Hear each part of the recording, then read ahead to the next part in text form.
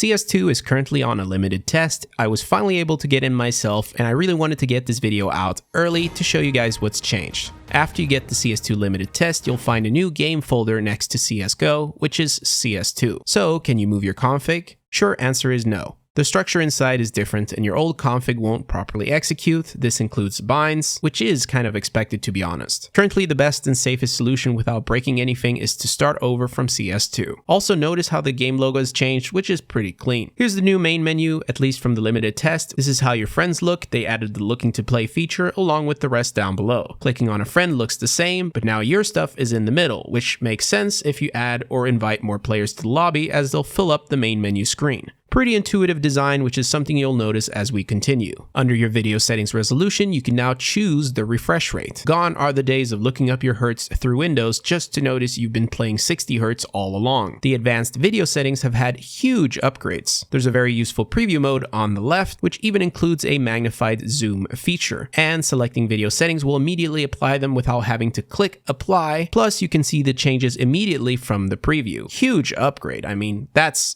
awesome. MSAA is still here. Global shadow quality no longer has a very low but instead very high setting. Model texture shader is here, and under that are new CS2 exclusive settings. Particles, which is essentially CS2's version of effect details. Ambient occlusion, which basically controls shadows and how dark specific objects look. High dynamic range, which controls the range of brightness between the brightest and darkest pixels. And then Fidelity FX Super Resolution, which is a feature by AMD that makes the game look better without slowing down your computer. Finally, we have NVIDIA Reflex built into the video settings, which is also new. Also notice how a lot of confusing settings like Uber shaders are gone. You still have your HUD edge position settings. I just kept the default. The audio setting seems to be pretty much the same, except they removed the advanced 3D audio processing option, which 99% of all players had on by default anyway. The keyboard settings look literally the same. You still have your chat wheel phrases if you're into that. The new console looks more gaming-ish, and it has an interesting font choice. Pro tip, you can still use the find command to find commands, so that's going to be very useful now in the beginning. The console now shows the value and shows the default value, the flags, and the info text stretches out further so you don't have the issue with the old console where the text just suddenly stops. Console commands will now show false and true instead of 0 and 1, which makes it even more clear if a specific command has more options than 0 and 1. Obviously, you can type 0s and 1s per usual. I'm not a huge skins guy myself, but I can quickly skim through the inventory section. Most of it feels the same.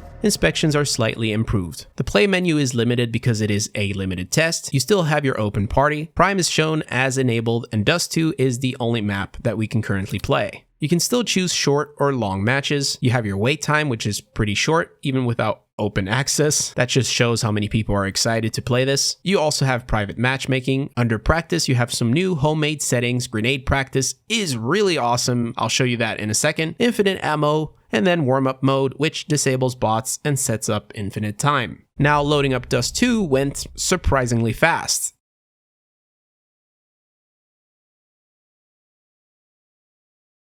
And from here, you have the new team selection screen where they pose all swaggy. After team selection, you are finally greeted to CS2's gameplay. Now, how does it feel to play around on Dust 2 in this new engine? This is, of course, going to be subjective, and everyone will have their own opinion, but I like it. It's responsive, and honestly, it feels like not much has changed. As an avid B-hopper myself, it would be a stretch to say that it feels totally different because it really doesn't. One thing worth adding is I can no longer produce the crouch bug, which is used in CSGO to make a silent jump and to collect the same height as if you were doing a crouch jump. It's a very known movement technique that allows you to do some sick long jumps, but in this limited test, I was not able to replicate it, and it feels like my character simply pulls me down when I try to. Oh, speaking of, we can see our own legs, feet, and even shadow now. Woo, this is trippy. However, you need to look straight down to notice it. It's not going to be in the way. Besides, it can even be a little noob friendly during boosts. So me being alone on Dust 2, I wanted to benchmark and compare the results. In this version, there is no net graph. You can use CL Show FPS, but I decided to compare it with CapFrame X. We can see here with normal CSGO using the lowest settings on my PC that the performance is very strong. With the highest settings, it's worse, but most notably, there's a huge issue with with slow frames, which causes stuttering. Now with CS2's limited test version, the average FPS was closer to CSGO's on highest settings, but the frame times were actually stable. This was a very positive surprise. Keep in mind, however, this was the results of my own PC and the performance will vary. And with bots, take what you will from this, and remember this is a limited test far away from official release. Now in CS2, they've added a Valorant feature on the new radar to see how far your sounds reach. Notice as well, as you stand still, it disappears, since you're silent. If you slash, it makes a circle. And if you run, you can calculate the distance to intentionally avoid certain people to hear you. This is huge for clutches. In terms of audio, the whole experience has changed, but 3 guns are significantly different. The Glock,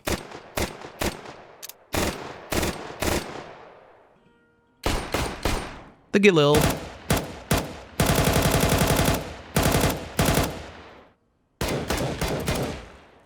and the AK.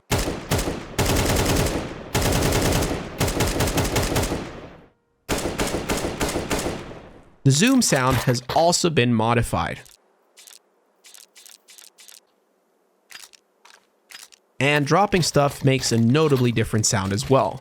The gun sounds also sound different depending on where you are on the map.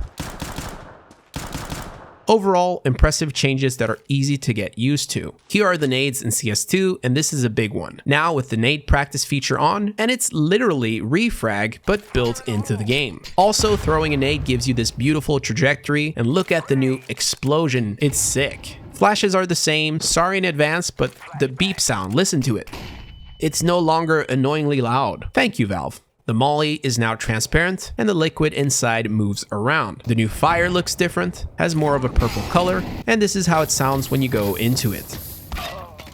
Here's the new smoke, and this one's a banger. Takes an extra second for the smoke to pop, but it looks so realistic and cool. I've already talked about how this smoke works, there's a video on it from Valve themselves, so I'm not going to cover it again. Inside, you can't see anything just like before. If you shoot, you can carve, which by the way isn't as effective as I thought. The HE counter buff is really cool, however. The smoke disappears and then it goes back up again. A cool thing we learned is how smokes react to the map, so if you throw one close to here, it spreads the opposite side. Similarly, if I drop it into a corner, the smoke will bloom more towards the site instead of going out. And here's how it looks when you smoke a molly.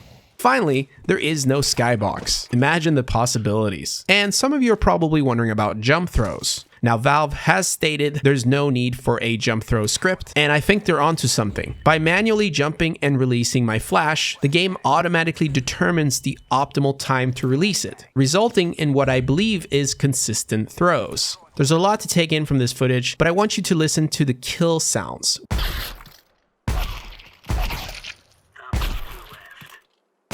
It's got that punchy, bassy sound, and it's actually very rewarding to hear. In CS2, they've also allowed for a follow recoil mode, which CSGO had but was cheat protected. The crosshair follows the recoil pattern, and it's actually incredibly helpful, even for someone who's played Counter-Strike for 20 years. I wonder if they're planning on keeping it. I mean, look how easy it is to rely on it for kills, even with pistols. And if you're curious, here's the end of a deathmatch session. On to matchmaking. A quick reminder that this is an experience from a limited test. After queuing for a match, I get the classic accept button. Notice how fast I join Dust 2. Even the loading screen is designed to show that the game can get you into the action super fast. Well done, Valve. In the scoreboard, you can see that people who haven't joined yet still show up but have a DC status. So basically, if you plan on leaving early, we can still get to you from the scoreboard. Here's the first half showing off all the players in the team. Notice how you can see what everybody has bought from the HUD on the top of the screen. That's a really well thought out implementation. Also, the HUD itself has been modernized, health and armor are centered in the middle, and the money is in the bottom left. Now, how does it feel to pew other people with this new tick system instead of regular 64 tick matchmaking? Let me tell you,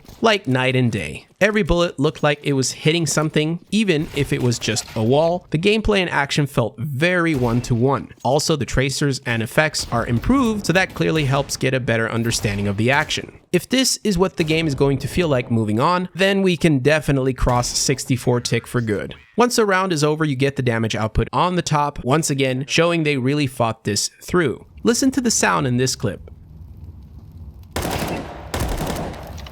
With a Molotov in front of me, I can hear footsteps clearly on sight, and the dink is very noticeable. This is just me going back to the audio. It's very easy to hear and distinguish certain sounds. Here's the ending of a game showing all the cards and ADR. Of course, for my first game of CS2, I was carrying the team, and they even matched the colors of every player with the cards. The ranking info is still displayed on the top as well. Alright, so here's the summary and my overall thoughts on CS2's limited test. Valve has done something incredible here. They've managed to add new and exciting features while also solving most of the annoying issues that have haunted CSGO for years.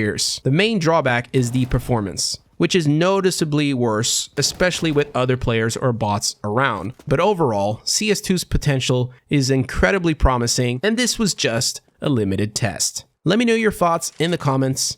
Peace.